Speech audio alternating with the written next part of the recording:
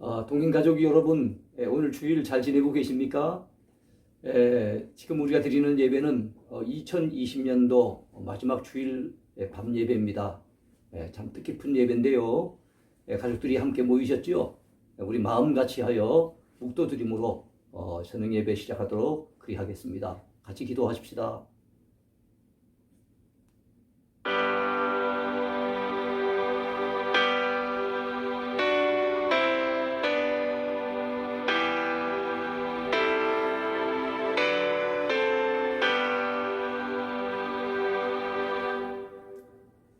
하나님 아버지 감사합니다. 여기까지 우리를 도우신 에벤네셀의 하나님 앞에 저희들이 감사함으로 또 사모함으로 모였습니다. 살아계신 하나님 앞에 예배하기 위해서 모였습니다. 참된 예배자가 될 수 있도록 우리 마음 가운데 찾아와 주시고 우리 마음을 다스려 주시고 우리 가정을 다스려 주시며 우리 교회를 만져 주시옵소서. 하나님 아버지, 이 밤도 드려지는 예배를 통해서 영광을 거두어 주시고 은혜를 사모하는 모든 성도들의 심령마다 가정마다 주의 은혜로 충만하게 채워 주시옵소서. 감사드리며 예수님 이름으로 간절히 기도하옵나이다. 아멘. 우리가 함께 찬송하겠습니다. 419장을 찬양합니다.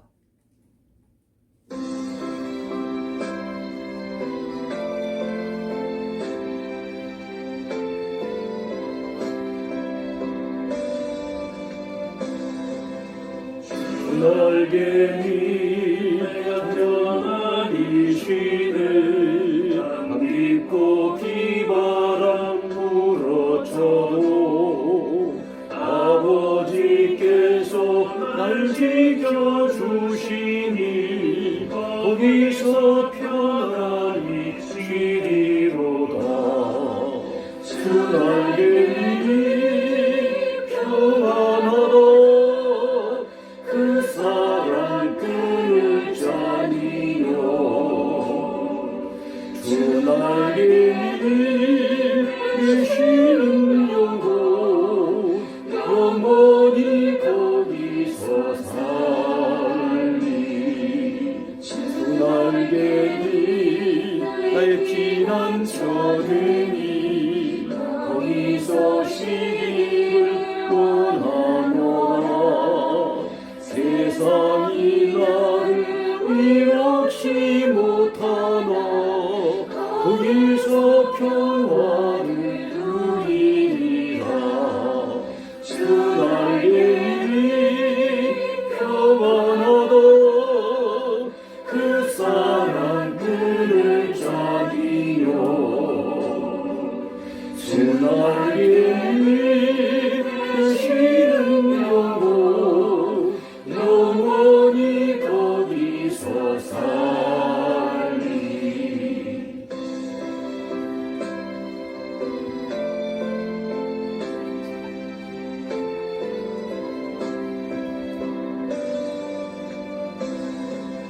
주 날개니 참 기쁨이네. 고달픈 세상 길 가는 동안 나도 기수와 돌보심을 받고 영원한 안식을 얻으리라. 주 날개니 평안하다. 그 사랑 끊을 자니요. 주 날개니 계시는 영혼 영원히 거기서 살리. 아멘. 오늘 이 밤도 우리가 함께 은혜 받기 위해서 합심하며 하나님 앞에 기도하며 나아가십시다. 여러분 가족들의 마음을 모두시고 또 우리 온 동행 가족들의 마음을 모두어서 이 시간 기도할 때, 하나님, 올해 들어 마지막 드리는 저녁 예배인데 이 밤에도 우리에게 말씀을 통해서 은혜를 허락하여 주옵소서.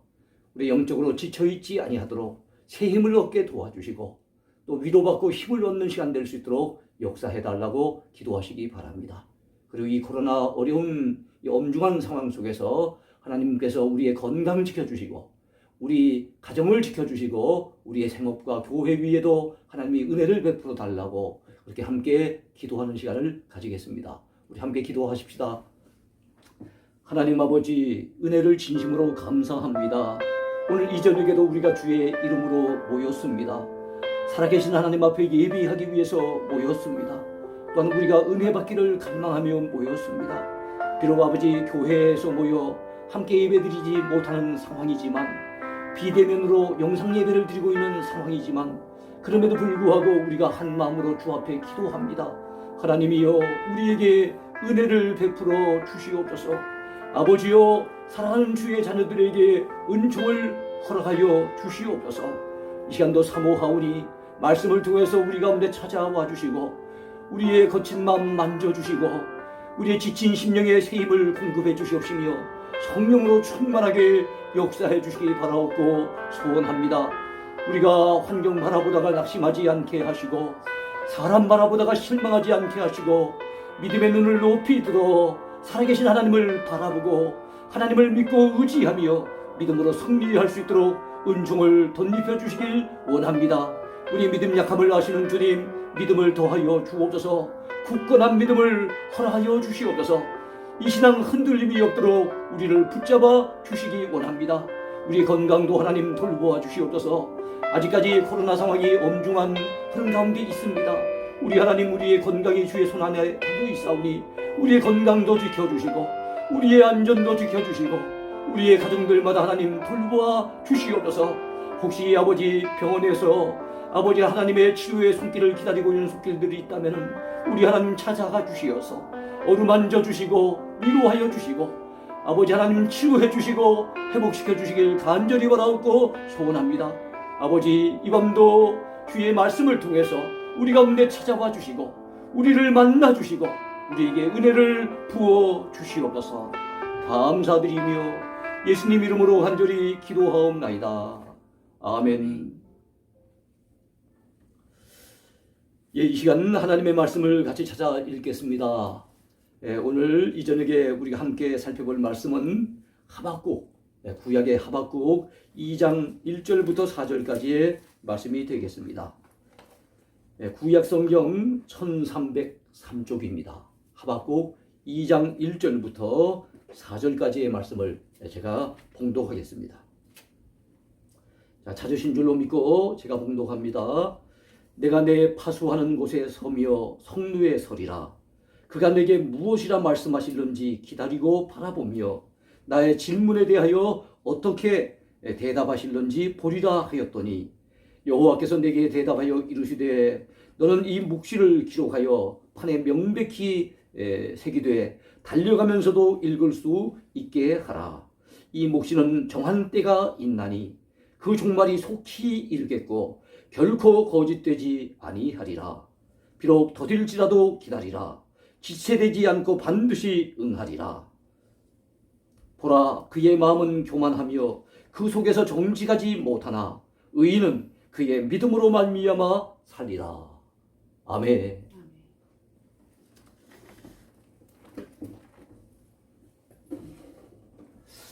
저는 하박국 2장의 이 본문의 말씀을 가지고 믿음으로 말미암아 살리라, 이런 제목의 말씀을 통해서 우리 교우들과 함께 은혜 받기를 원합니다.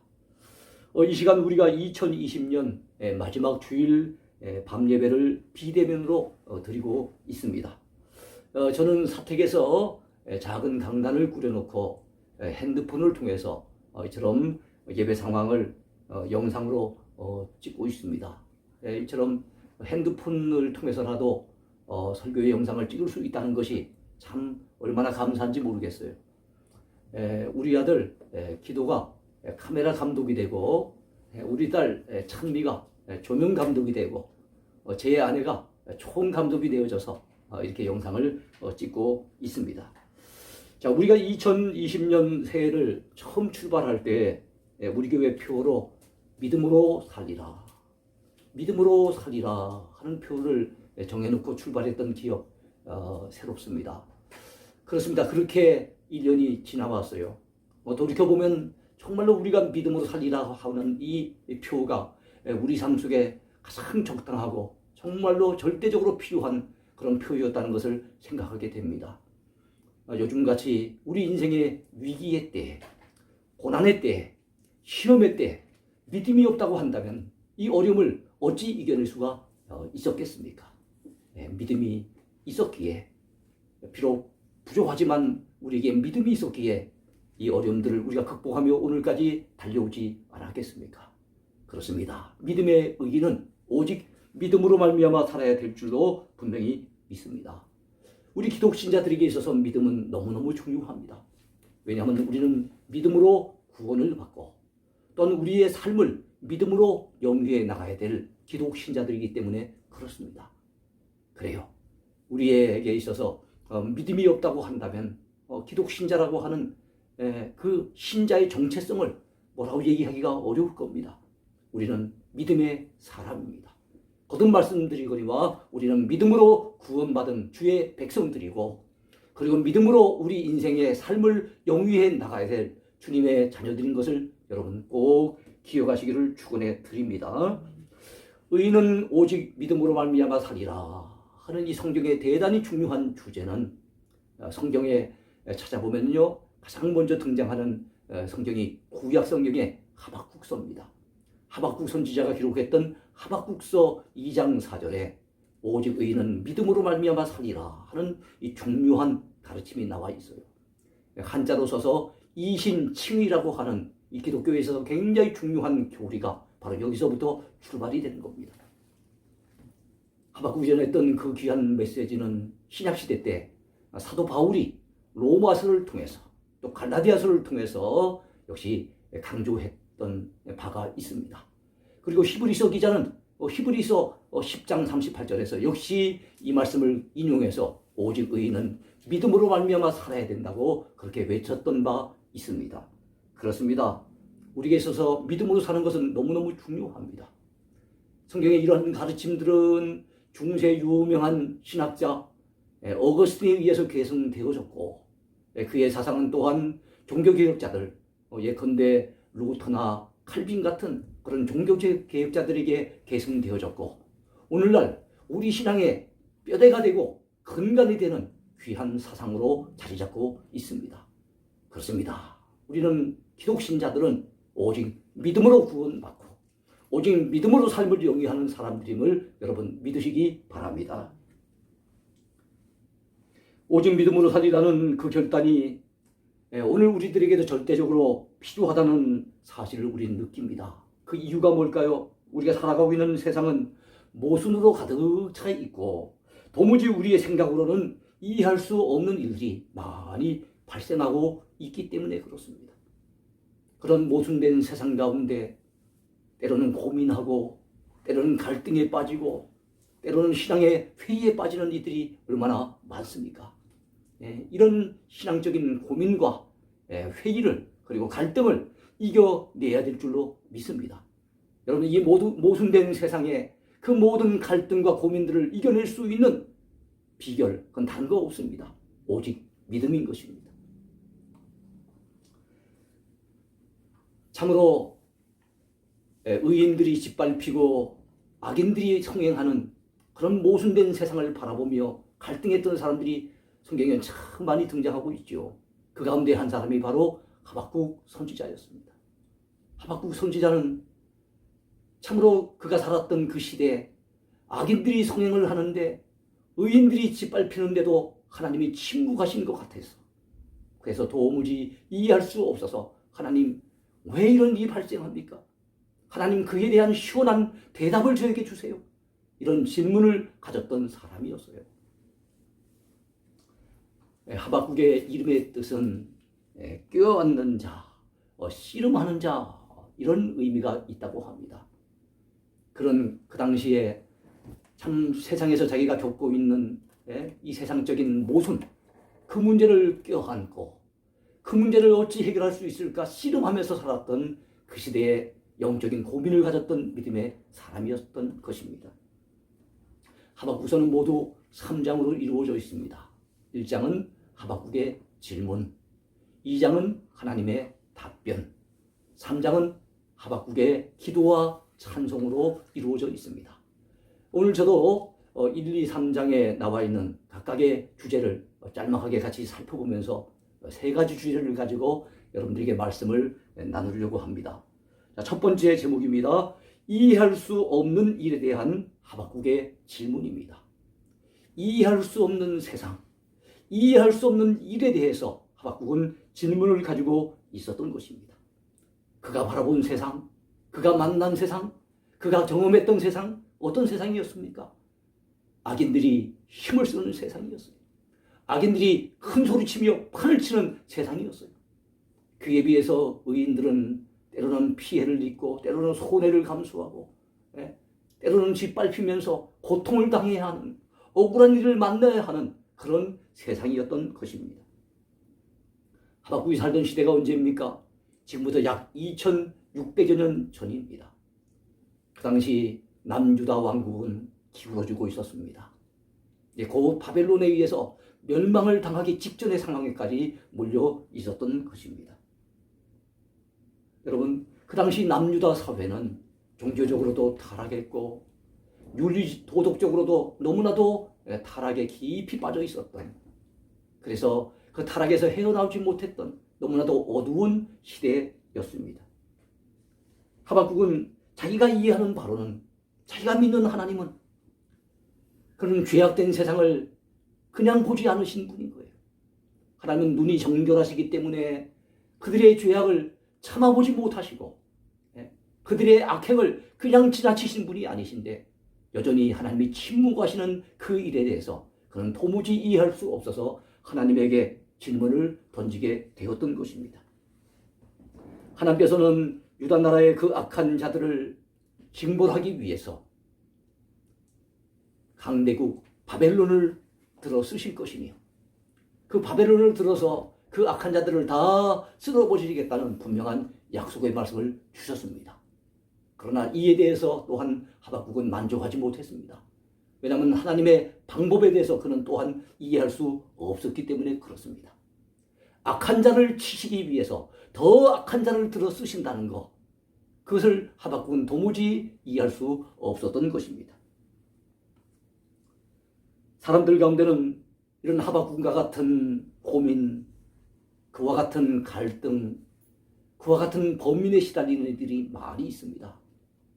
예컨대 시편 37편에서는 다윗이 그런 범민에 시달렸었고, 시편 73편에서는 다윗 시대의 성가대 지휘자 중에 한 사람이었던 아삽이라고 하는 인물이 그런 갈등 속에 깊이 처해 있었던 것을 우리는 성경을 통해서 발견하게 됩니다. 아삽은 동일한 고민을 가지고 시편 73편에서 이렇게 고백하고 있습니다. 나는 거의 넘어질 뻔하였고 나의 걸음이 미끄러질 뻔하였으니 이는 내가 악인의 형통함을 보고 오만한 자를 질투하였습니다. 그랬습니다. 그는 넘어질 뻔했다는 거예요. 그는 미끄러질 뻔했다는 겁니다. 즉 신앙의 길에서, 믿음의 길에서 그가 믿음으로 걸어가다가 그 악한 자들이 오히려 성행하고 그 악한 자들이 오히려 득세하는 그 세상을 바라보면서 도무지 왜 이런 일이 발생할까? 그런 영적으로 또는 신앙적인 측면에서 넘어질 뻔했던, 시험에 들 뻔했던 체험을 고백하고 있는 것입니다. 그는 시편 74편에서 이렇게 또 고백합니다. 내가 어쩌면 이를 알까 하여 생각한 적 그것이 내게 심한 고통이 되었다고 얘기합니다. 어찌 이런 일이 발생할 수 있을까? 어떤 이런 모순된 세상이 될 수 있을까? 왜 하나님은 그런데도 침묵하고 계실까? 이에 대해서 깊이 고민하면 고민할수록, 생각하면 생각할수록 마음의 고통이 더욱더 심해졌던 사실을 그는 고백하고 있는 것입니다. 어찌 하박국뿐이겠습니까? 어찌 아삽뿐이겠습니까?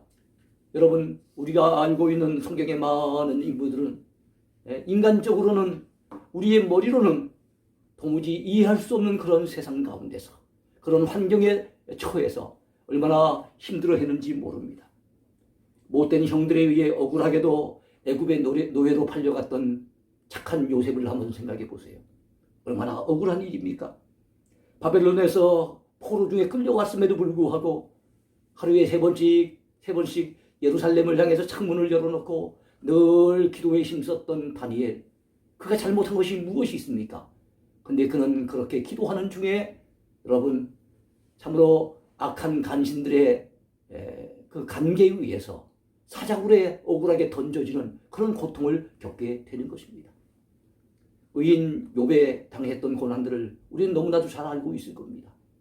하나님 앞에 인정받았던 믿음의 사람이었는데 그랬던 그가 하루아침에 그 자식들을 다 잃어버리고 그 많던 재산을 다 날려버리게 되어졌으니 그리고 그의 아내조차 그의 옆에서 오히려 그를 향해서 저주하고 떠나가 버렸으니 얼마나 큰 고난을 당했습니까? 여러분 그애가 당했던 고난에 대해서 누가 설명할 수가 있겠습니까? 그 자신님들 이해할 수 있었겠습니까? 이처럼 세상 가운데는 참 우리의 머리로는 우리의 생각으로는 도무지 이해할 수 없는 일들이 많이 발생하고 있는 거예요. 그래서 세상은 모순이 가득한 그런 세상이라고 볼 수가 있을 것입니다. 거기에 대해서 우리 하나님이 시원하게 답을 해주시면 제일 좋겠는데 우리가 질문할 때마다 하나님은 꼬박꼬박 답변을 하셔야 될 특별한 의무는 없습니다. 그러다 보니 하나님이 때때로 우리에게 침묵하실 때가 있고 그럴 때 우리가 얼마나 갈등이 생기고 고민을 하고 범민을 하게 되는지 몰라요. 사랑하는 성도들이 오늘날 우리가 살고 있는 21세기 2020년으로 시점을 한번 옮겨보십시다. 우리에게는 그런 갈등이 없습니까? 우리에게는 그런 고민이 없습니까? 우리 역시도 세상 가운데서 야, 참 불의한 세상이구나. 참 이해할 수 없는 세상이구나. 그렇게 느낄 때가 많이 있지 않습니까? 코로나와 같은 재앙이 닥쳤다고 한다면 불신자들이거나 아니면 평소에 참으로 하나님을 거역하고 좀 하나님을 비방하는 그런 악한 자들에게만 이 코로나가 감염되는 것도 아니잖아요. 우리 신자들도 코로나에 감염되어 참 힘들게 사투를 벌여야 될 때가 있습니다. 교회가 또한 코로나에 많이 감염되어져서 세상 사람들에게 조롱거리가 되고 손가락질을 당하고 있는 현실을 우리가 봅니다. 주의 복음 전하겠다고 그 열악한 환경, 그 머나먼 선교지에 가서 불철주야 수고하며 복음 전하다가 그 코로나를 만나서 그 코로나 질병에 감염되어져서 부부가 함께 고통을 당하고 있는 그런 선교사님들에 대해 소식을 종종 접하면서 때로는 우리의 마음이 무거워질 때가 많이 있음을 우리는 느끼게 되는 것입니다. 여러분들에게는 좀 고민이 없습니까? 여러분들에게는 좀 갈등이 없습니까? 도무지 우리의 머리로는 이해할 수 없는 이런 일들을 여러분들도 만날 때가 있을 거예요. 여기 이쯤에서 우리가 알아야 될 일이 있습니다. 그것은 우리의 신앙생활은 이해의 영역이 아니라 믿음의 영역이라고 하는 사실입니다. 우리가 믿고 의지하는 우리 하나님은 이해의 대상이 아닙니다. 믿음의 대상인 거예요. 그래서 우리는 환경 때문에 하나님에 대해서 이리저리 평가할 것이 아니고 주변의 어떤 사람들 때문에 하나님에 대한 믿음이 이리저리 흔들려서는 안 됩니다. 상황을 초월하여 환경을 초월하여 하나님은 여전히 살아계시고 하나님은 모든 것을 합력하여 선을 이루어 나가시기에 당장은 이해할 수 없지만 당장은 내 마음을 시원케 하는 하나님의 답변이 없지만 그럼에도 불구하고 묵묵히 하나님의 약속 부여잡고 더욱더 믿음으로 살아야 되는 것입니다. 오직 의인은 그래서 믿음이 필요하다는 사실을 여러분 믿으시기 바랍니다. 어떤 분은 이 머리에서 가슴으로 신앙을 끌어내리는 거 불과 30cm밖에 안 되는 이 이 신앙을 이 머리로만 생각하는데 이 가슴으로 끌어내리는 그 30cm 옮겨가는 것이 얼마나 어려운지 수십 년 걸리는 사람들이 있습니다. 어떤 이들은 평생 결국에는 옮기지 못하고 그 신앙을 갖다 머릿속에만 맴돌다가 끝내는 그런 분들도 있습니다. 여러분, 우리의 믿음은 우리의 신앙의 세계는 머리로 판단할 수 있는 세계가 아닙니다. 우리의 가슴으로, 우리의 마음으로 믿고 그 믿음을 가지고 하나님을 섬겨야 될 줄로 믿으시기 바랍니다. 종교개혁자이며 또 장로교회 창시자로 알려진 우리 칼빈 목사님, 그분도 참 이해할 수 없는 일들을 많이 만나면서 때때로 이렇게 되뇌었다고 해요. 나는 하나님 앞에 가면 묻고 싶은 말이 많다. 나는 하나님께 가면 묻고 싶은 말이 많다. 그렇지만은 여러분, 칼빈 목사님의 신학사상의 가장 뼈대가 되어지는 중심사상이 무엇이겠습니까? 하나님 절대 주권 사상인 거예요. 하나님 앞에 묻고 싶은 말 많지만, 그래서 내 머리로는 이해되지 않는 일들이 많이 있지만, 그럼에도 불구하고 세상의 모든 것들은 하나님의 주권에 의해서 움직여진다고 하는 하나님 절대 주권 사상으로 그는 무장이 되어 있었던 것입니다. 그러면 여러분, 우리 역시도 앞서간 믿음의 사람들을 본받아 때로는 우리의 머리로 이해되지 아니하고 우리의 생각으로는 도무지 이해할 수 없는 일들이 많이 일어나지만, 그럼에도 불구하고 또 믿음으로 사는 저와 여러분 모두가 되었으면 좋겠습니다. 두 번째 제목입니다. 고민하는 하박국에게 주신 하나님의 답변입니다. 고민하는 하박국에게 주셨던 하나님의 답변의 말씀. 어떤 말씀을 주셨을까요? 이처럼 세상에서 벌어지는 모순된 일들과 씨름하며 괴로워하던 그 하박국에게 하나님께서는 답변을 주시는데 두 개 뚜렷한 답을 주셨어요. 첫 번째가 무엇입니까? 하나님의 분명한 뜻이 이루어지기까지 때를 기다리라 하는 것입니다. 하나님은 사람들이 이해되지 않고 있지만, 세상 가운데는 사람들의 머리로는 이해할 수 없는 일들이 많이 벌어지고 있지만, 우리가 눈으로 볼 수 없는 그 배후 위에서 하나님의 뜻을 묵묵히 이루어 가신다는 사실입니다. 그리고 하나님께서 말씀을 통해서 분명히 약속하셨던 것, 그 약속을 반드시 이루어 내신다는 것입니다. 다만 하나님의 때를 우리가 알지 못하기에 때로는 답답하고 힘들 때 많지만 너무 조급해하지 말고 하나님께서 하나님의 때에 그분의 뜻을 이루실 줄로 분명히 믿고, 그리고 모든 것을 합력하여 선을 이루실 줄로 믿고 믿음으로 기다리라는 것입니다. 그렇습니다. 믿음의 사람이 가져야 될 참 중요한 것 중에 하나가 기다림이에요. 기다림. 하나님의 약속이 이루어지기까지, 하나님의 때가 차기까지 우리는 인내하면서 기다려야 될 줄로 분명히 믿습니다.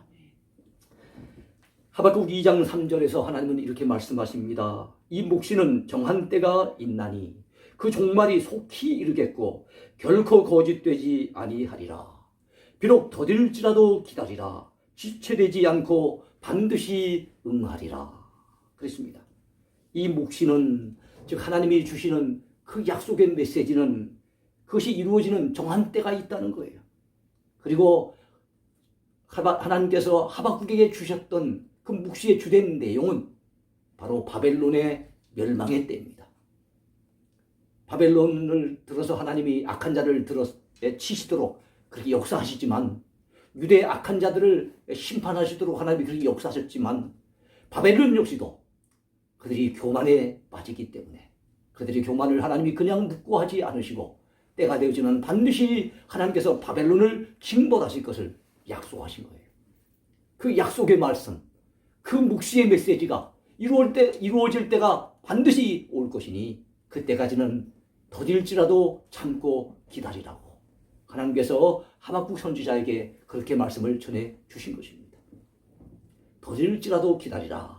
참 이 메시지는 이 본문을 볼 때마다 제게 있어서는 생각나는 이야기가 있어요. 우리 성도들에게 종종 들려드렸던 기억이 있습니다만, 제가 군 생활할 때의 이야기입니다.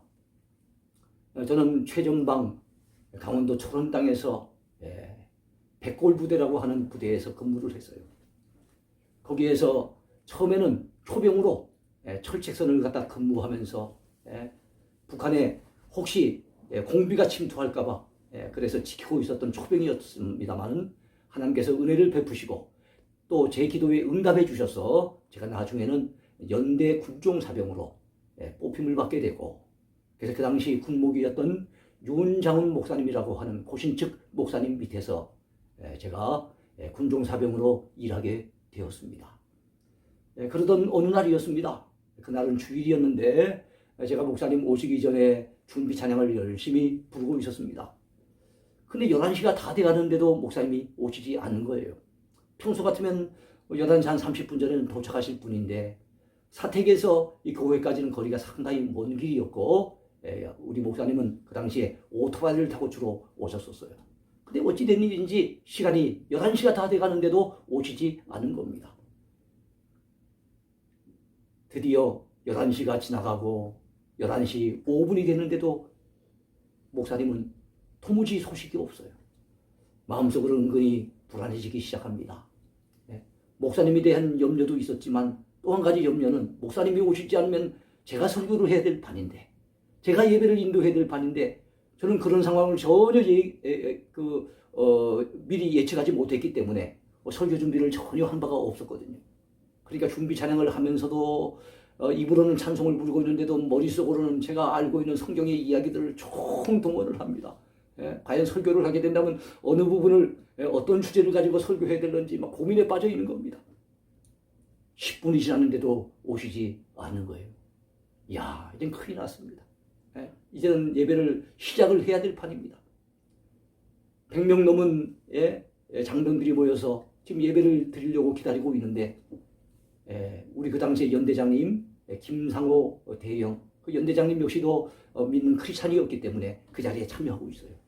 야, 높은 분도 앉아 계시고 수없이 많은 장병들이 있는데 설교도 준비 안 한 제가 예배를 인도하는 게 이게 보통 문제가 아닌 거예요. 그래도 이제는 시간이 너무 갔기 때문에 예배를 막 시작하려고 하는 그 무렵, 그때 목사님이 짠 하고 나타나시게 된 것입니다. 이야, 구세주를 만난 것처럼 얼마나 반갑던지 몰라요. 15분이 다 돼가지고 목사님이 단위에 올라오셨어요. 그리고 이렇게 늦어지게 된 배경을 설명을 하시는데 오토바이를 타고 오시다가 오토바이가 고장을 일으킨 거예요. 고쳐보려고 아무리 애를 썼는데도 도무지 고칠 수가 없어서 하는 수 없이 거기서부터 걷고 뛰고 하면서 막 오셨다는 거예요. 그래서 결국엔 늦어질 수밖에 없었다는 거죠. 자, 목사님이 그래서 예배를 인도하기 시작했습니다. 설교를 시작하시려고 본문을 읽는데 바로 하박국 2장이었어요. 주보의 설교의 제목을 봤더니 그 주보 제가 만든 주보였습니다. 그런데도 저는 그 제목을 까마득히 잊고 있었는데 그 제목의 내용이 무엇입니까? 더딜지라도 기다리라. 더딜지라도 기다리라 라고 하는 하박국 2장 3절에 나와 있는 이 메시지인 거예요.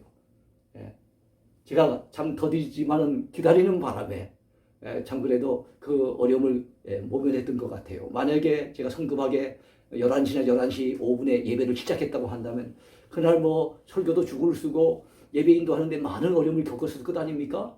그런데 조금 더 기다렸더니 우리 목사님이 오셔가지고 그때 예배를 은혜 가운데 인도하셨던 기억이 납니다. 세월이 많이 흘렀지만 아직까지 잊혀지지 아니하는 스토리입니다. 그래요. 우리 하나님의 때는 반드시 이루어질 때가 옵니다. 하나님의 약속은 반드시 이루어질 날이 옵니다. 그러므로 여러분 더딜지라도 기다려야 되는 거예요. 우리 주님의 재림의 때도 반드시 이루어질 날이 올 것입니다. 그리고 이 코로나가 지금 힘들고 어려운 가운데 우리를 몰아넣고 있지만 이 코로나가 지나갈 때도 분명히 올 것입니다. 더딜지라도 기다립시다. 믿음으로 인내하며 기다리십시다. 그러면 하나님이 좋은 날을 우리에게 주실 줄로 분명히 믿습니다. 하나님께서 하박국 선지자에게 주셨던 두 번째 답변이 무엇이었겠습니까? 그것은 오직 의인은 그의 믿음으로 말미암아 사리라 하는 메시지였어요. 오늘 설교의 제목입니다. 오직 의인은 믿음으로 말미암아 사리라. 오늘 본문 2장 4절을 하반절에 나오는 메시지 아니겠습니까? 의인은 그의 믿음으로 말미암아 살리라. 성경에서 너무나도 중요한 주제의 메시지입니다. 오직 의인은 믿음으로 말미암아 살아야 한다는 것입니다. 또한 오직 의인은 믿음으로 살 수가 있다는 것입니다. 그렇습니다. 우리가 믿음으로 예수님을 구주로 믿음으로 하나님을 믿음으로 그 믿음 가지고 우리는 하나님 앞에 의인으로 인정을 받게 되었습니다. 우리가 믿음으로 구원을 받게 되어졌습니다. 그뿐만 아니라 우리는 믿음을 가지고 우리의 삶을 영위해 나가야 될 줄로 분명히 믿습니다. 그렇습니다. 의인은 믿음으로 의인되는 것이고 믿음으로 의인된 사람은 또한 믿음으로 말미암아 살아야 하는 것입니다. 여러분 이 사실을 믿으시기 바랍니다.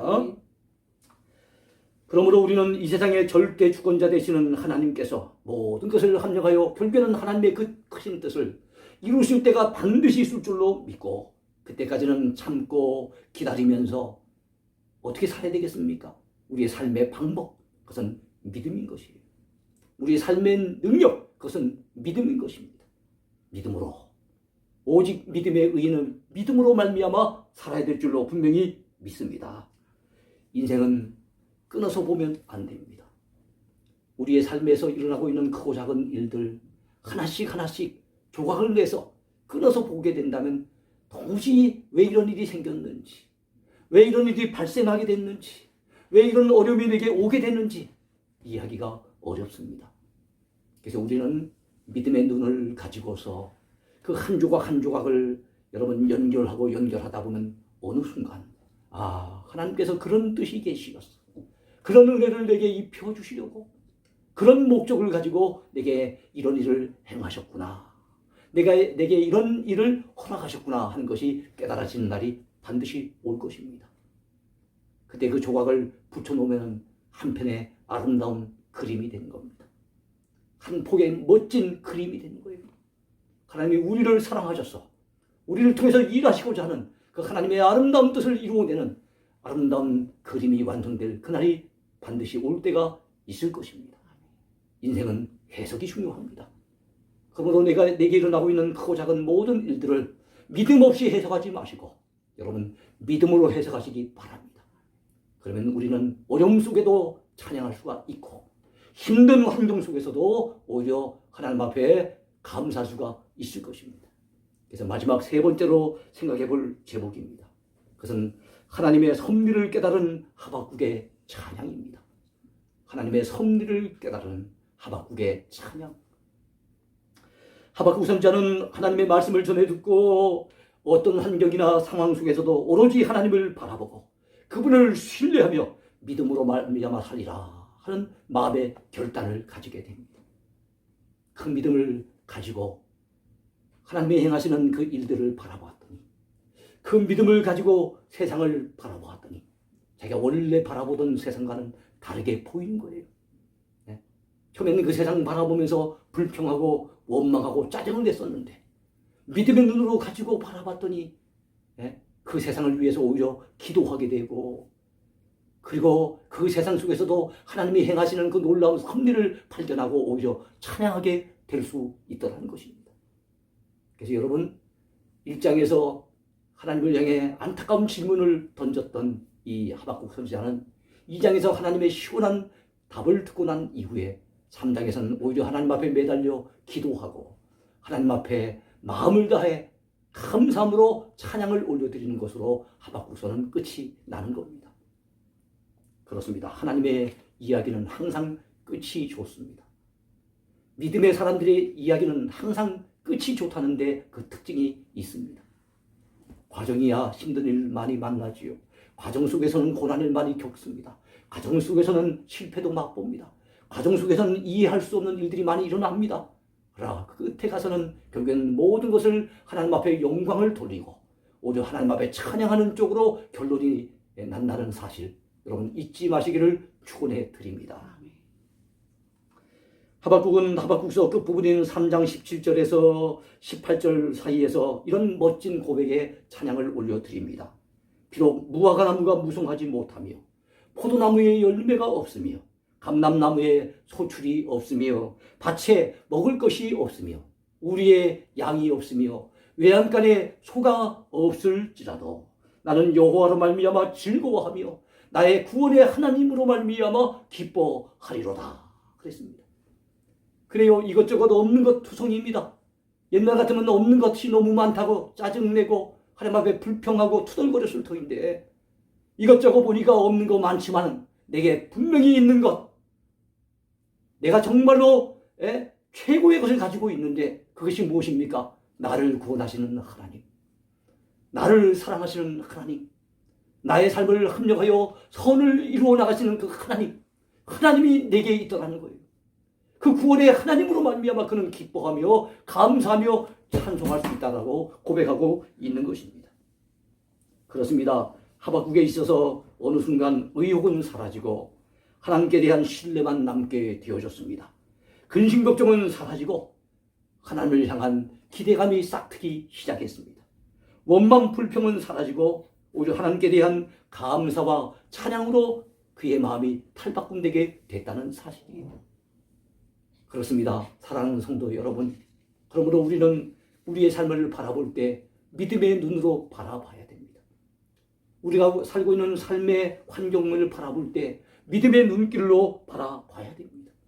그리고 하나님의 관점으로 바라봐야 됩니다. 성경적인 관점으로 바라봐야 됩니다. 그러면 그 속에서도 어떤 어려움을 만난다 할지라도, 어떤 어려운 상황 속에 처했다 할지라도 그 속에서도 감사의 제목을 발견할 수가 있고 그 속에서도 찬송의 제목을 발견할 수 있다는 사실, 여러분 믿으시기 바랍니다. 하박국의 찬양은 어떤 찬양이었습니까? 하박국의 찬양은 불평스러운 질문이 감사의 확신으로 바뀐 찬양이었습니다. 하박국의 찬양은 의문과 의혹을 믿음으로 떨쳐낸 후에 쏟아낸 그런 찬양이었습니다. 하박국의 찬양은 하나님의 때에 하나님께서 모든 문제를 해결해 주실 줄로 분명히 믿고 자기의 인생의 모든 문제를, 자기 마음으로 고민하는 모든 문제를 하나님께 맡긴 채로 하나님 앞에 올려드린 그런 찬양이었습니다. 하박국의 찬양은 모든 어려운 환경을 초월하여 나를 구원하신 하나님, 그분 한 분만으로 만족하면서 그분으로 인하여 올려드릴 수 있었던 그런 찬양이었어요.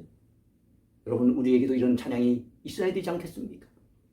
요즘같이 힘들고 어려운 시기, 모여서 예배 드릴 수도 없는, 대면 예배를 드리지 못하는 그런 상황 속에 처한 그런 우리의 모습이 있지만, 그럼에도 불구하고 여러분, 우리가 이런 가운데서도 예배를 드릴 수 있다는 것이 얼마나 감사할 일입니까?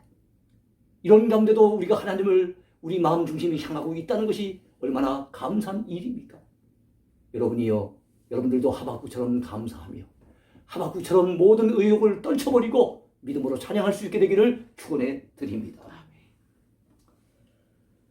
최근에 코로나로 인해 느끼는 감정에 대해 사람들에게 설문조사를 했다고 합니다.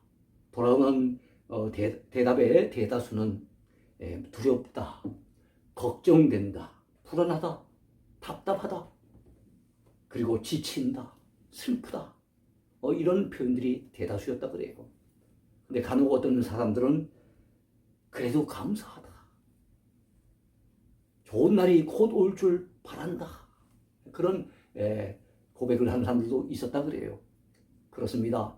우리는 불신자들처럼 두렵다, 걱정된다, 불안하다, 답답하다, 슬프다, 이런 감정만 쏟아내지 말고 이런 어려운 상황 속에서도 그래도 감사하다, 이렇게라도 예배 드릴 수 있으니 감사하다, 그래도 우리 가족들이 모여서 예배 드릴 수 있으니 감사하다. 참으로 하나님께서 이제는 머지않아 이 코로나가 지나가게 하시고 우리가 마음껏 주님 앞에 예배 드릴 수 있는 좋은 날을 주실 줄로 바란다 라고 하는 그런 마음가짐으로 우리 하나님 앞에 예배 드려야 되지 않겠습니까? 코로나가 끝나면 가고 싶은 곳이 어디입니까? 같은 설문조사에서 그런 질문을 던졌대요. 그랬더니 가고 싶은 곳 1위 바다였다고 합니다. 답답하니까 시원한 뻥 뚫린 그 바다 가운데 가고 싶다는 것이요. 2위는 뜻밖에도 서울이었다고 합니다. 서울이 요새 너무 심한 상황에 있다 보니까 서울이 가고 싶어도 못 가는 상황이 되니까 서울이었다고 해요. 3위는 카페, 4위는 해외, 그리고 5위는 부산, 6위는 대구였다고 합니다. 그래서 대구 오고 싶은 분들이 꽤 많이 있었던 것 같아요. 그리고 12위가 교회라고 해요. 교회 가고 싶다. 교회 가서 거기서 예배 드리고 싶다. 아마 설문조사에서 대답하는 분들 가운데 그렇게 대답하는 분들은 크리스찬이 아니겠나 생각이 듭니다. 우리 믿는 자들에게 묻는다고 한다면 대다수의 분들은 교회 가고 싶다, 교회에서 예배 드리고 싶다, 아마 이런 대답을 대다수가 하지 않겠습니까? 아무쪼록 우리 동행가족 모두는 이런 여러 가지 어려운 상황 속에 놓여져 있지만 그럼에도 불구하고 우리 부정적인 생각들 다 떨쳐버리고 근심긍정 다 던져버리고 왜 이런 일이 일어났을까라고 하는 그런 의혹도, 그런 의심도, 우리의 신앙을 갖다가 회의하도록 만드는, 신앙이 흔들리도록 만드는 그런 잘못된 생각들 다 떨쳐버리고 내 짧은 머리로 이해하려고 하지 말고 그럼에도 불구하고 하나님이 그분의 선하신 주권 하에 우리의 모든 것들을 합력하여 선을 이루어 나가실 줄로 분명히 믿고, 하나님의 이야기는 끝이 좋다는 사실을 분명히 믿고, 우리도 하박국처럼 하나님을 향해 믿음으로 찬양을 쏟아내는 그런 저와 여러분 모두가 되어지기를 축원합니다. 사랑하는 성도 여러분, 힘내세요. 그 주 안에서 항상 평안하시기 바라고, 기쁨을 잃어버리지 마시길 바라고, 항상 건강하시게 되기를 축원해 드립니다. 축원합니다. 자, 오늘 주신 말씀을 생각하면서 같이 찬송 부르겠습니다. 406장을 찬양하겠습니다.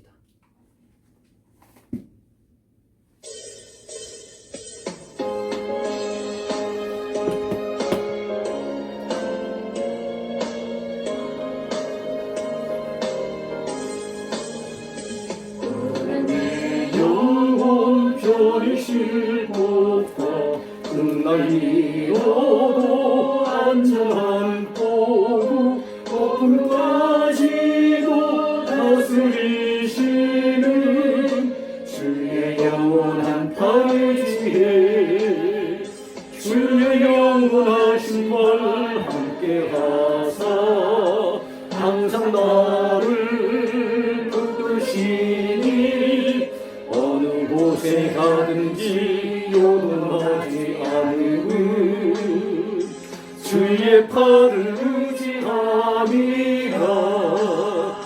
세상 친구들 나를 버려도 예수를 함께 동행함으로 주의 은혜가 충만하리니 주의 영원한 팔을 지혜 주의 영원하신 팔을 함께하사 항상 나를 붙드시니 어느 곳에 가든지 요동하지 않으는 주의 팔을 의지함이라.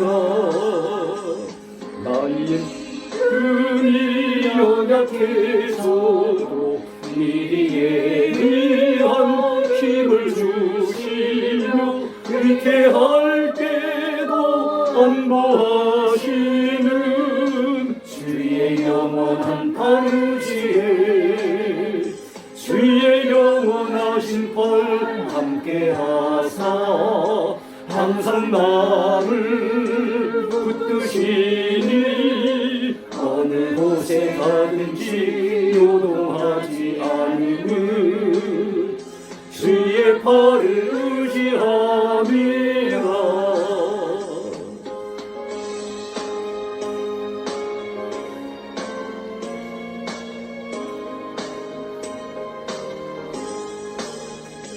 능치 못한 것 주께 없으니 나의 일생을 주께 맡기면 나의 모든 짐 대신 지시는 주의 영원한 팔의지에 주의 영원하신 팔 함께하사 항상 나를 붙드시니 어느 곳에 가든지 요동하지 않으면 주의 팔을 의지함이라.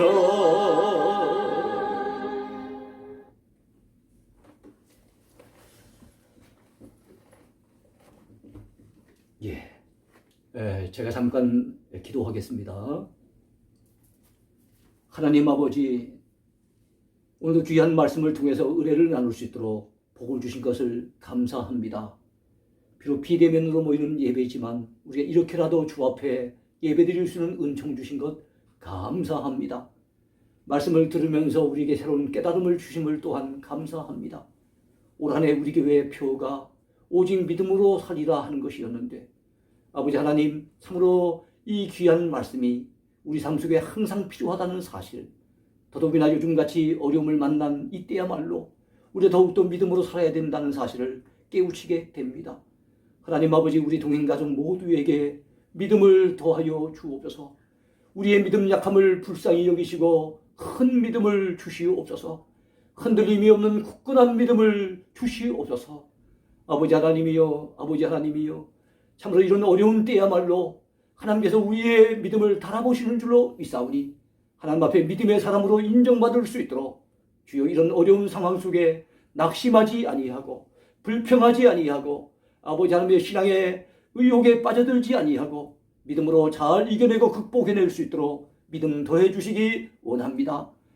아무도 보는 사람 없지만 혼자서 예배드리거나 가족들끼리 예배드리고 있는 상황이지만 하나님 앞에서 우리가 드리는 예배를 하나님은 보고 계시는 줄로 믿고 또 하나님께서 참된 예배자를 찾으시는 줄로 믿사오니 아버지여 우리 모두가 정성을 다해 은혜를 사모하는 마음 가지고 바른 예배 드릴 수 있도록 은혜를 덧입혀 주시옵소서. 우리 온 교우들의 건강을 지켜주시고 건강치 못한 분들 치료하여 낫게 하시고 회복시켜 주시옵시며 어떤 어려움에 있든지 우리가 믿음 흔들리지 아니하고 더욱더 주님 바라보고 의지하여 믿음으로 넉넉하게 이겨낼 수 있도록 우리 모든 교우들의 은총을 덧입혀 주시옵소서. 힘든 때에 물질적으로 어려움 당함이 없도록 필요한 것들을 때를 따라 공급해 주시고 하나님께서 때를 따라 공급해 주시는 그 놀라운 손길들 하나님께서 때를 따라 우리에게 베푸시는 만나와 매출하기를 우리도 경험할 수 있도록 역사하여 주시옵소서. 모든 걸 주께 맡기며 예수님 이름으로 간절히 기도하옵나이다. 아멘. 네, 여러분 광고 말씀을 드리겠습니다. 한 해가 며칠 남지 않았는데요. 한 해를 우리가 기도하는 가운데 잘 마감하십시다. 올 한 해를 돌아보면서 감사할 제목들을 찾아서 감사하고 또 하나님 앞에 잘못 살아왔던 모습들이 발견된다면 또 철저히 회개하는 가운데 한 해를 잘 마감할 수 있게 되길 바랍니다. 그리고 우리가 새해 연초가 되어지면 송구 영신 예배를 드리죠. 옛 것은 보내고 새 것을 받아들이는 그 귀한 예배. 매년 송구 영신 예배 때 보면 참 앉을 자리가 없을 만큼 많은 성도들이 참 은혜를 사모하면서 모여드는 것을 제가 지켜본 바가 있습니다. 올해는 비록 교회에 모여서 그렇게 예배드리지 못하지만 우리가 하나님의 은혜를 사모하는 마음만은 예년과 다름이 없고 오히려 예년보다 더 뜨거운 열정을 가지고 주의 은혜를 사모하면서 가정에서라도 비대면으로서라도 우리가 하나님 앞에 송구영신 예배를 적극적으로 동참하여 드릴 수 있게 되길 바랍니다. 12월 31일 이번 주 목요일입니다. 목요일 11시 50분부터 시작을 하도록 그리하겠습니다. 밤 11시 50분입니다. 그리하시고 송구영신 예배 적극적인 관심을 기울여 주시기 바라고 아무쪼록 힘든 상황이지만 새해는 하나님이 좋은 일을 주실 줄로 믿고 소망 가운데 새해를 맞이하십시다. 그리고 어쨌든 우리가 항상 건강에 좀 유의해서 우리 동행가족 모두가 참 코로나가 다 지나가기까지 참 어려움에 빠져들지 아니하고 우리가 건강을 유지할 수 있게 되길 바랍니다. 아무쪼록 건강에 우리 각자가 좀 신경을 쓸 뿐만 아니라 우리 온 교우들이 건강할 수 있도록 여러분 생각날 때마다 기도해 주시기 바랍니다. 제가 축도함으로 오늘 밤 예배를 모두 마치겠습니다.